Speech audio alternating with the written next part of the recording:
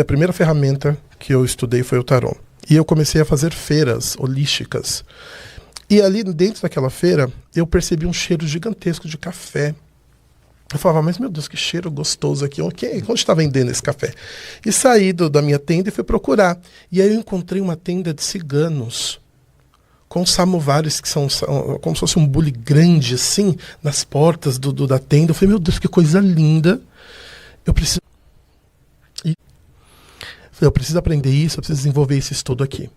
E aí fui procurar literaturas. Não existiam literaturas que falam sobre o assunto justamente pela restrição do contato familiar. Aí eu falei, peraí, deixa eu me aperfeiçoar. Fui procurar pessoas que já vinham de descendência para poder aprender. Estudei com uma senhorinha que ia muito na Rede Globo na época, chamada Archaluz Ramparian, uma senhorinha bem turca. Estudei com Mirta Herrera Carmelino, com grandes nomes que são tradicionais dentro da arte, para poder então desenvolver esse livro.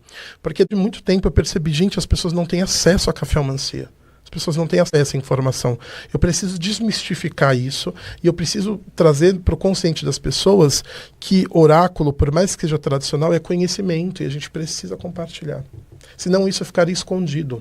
Sim. O café, para você ter noção, ele surgiu no século XIV e ele ficou escondido na antiga Abissínia até o século XVII. Eles não queriam que ninguém descobrisse o café. Então, foi através lá de Francisco Melo Palheta que ele foi lá e recebeu um buquê com um pé de café escondido que o café veio para o Brasil.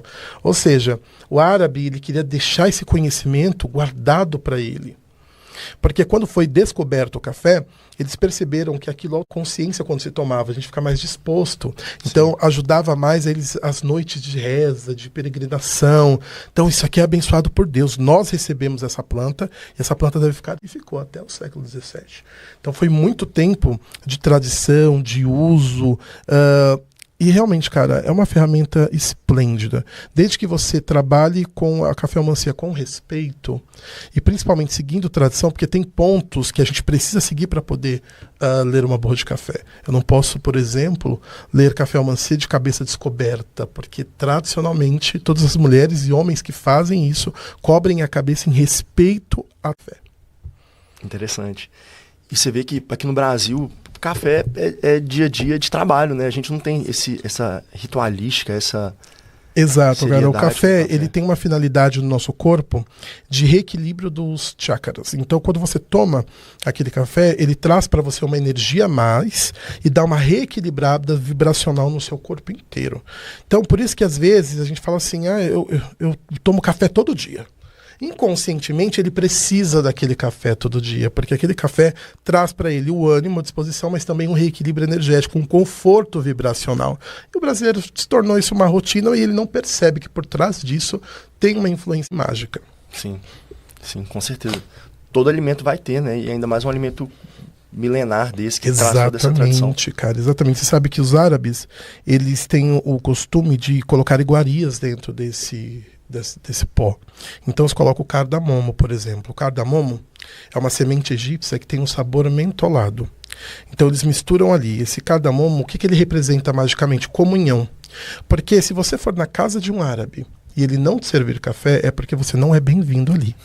Café é algo para eles que é muito importante a troca. Então, se você recebe café, você é bem-vindo aqui, porque é um ato de amor para ele, de comunhão e de amizade. E quando você vai na casa de um árabe, ele prepara o café por café, ele não vai preparar um jarro como a gente faz e vai servindo durante o dia. Existe um instrumento chamado ibrik, ou jezque. Eles preparam café por café aqui. Esse daqui é um tradicional do Egito que eles usam na areia do deserto. Eles colocam carvão na areia do deserto, esquentam aquela areia e encaixam ali o gesvê. O café ali dentro esquenta, começa a ferver, então eles servem individualmente para as pessoas. Mas tradicionalmente é um bem menorzinho, então ele vai no fogo preparar um por um, porque esse café é para ele, é com carinho, é com amizade. Então tem toda uma estrutura. Esse aqui ele é fechadinho justamente porque eles usam em locais abertos, no meio do deserto, com areia, então eles tampam para poder terem uma conservação de temperatura. Então é individual, é um rito. Por isso que é algo tão especial pro árabe, né? Sim. Gostou desse corte? Aproveita, ó, se inscreve aqui no canal. Tem vários cortes como esse, vários conteúdos como esse, sobre psicologia, filosofia, espiritualidade. Só conteúdo que vai te ajudar a crescer pessoalmente e espiritualmente. É sempre um prazer e até a próxima, até o próximo episódio.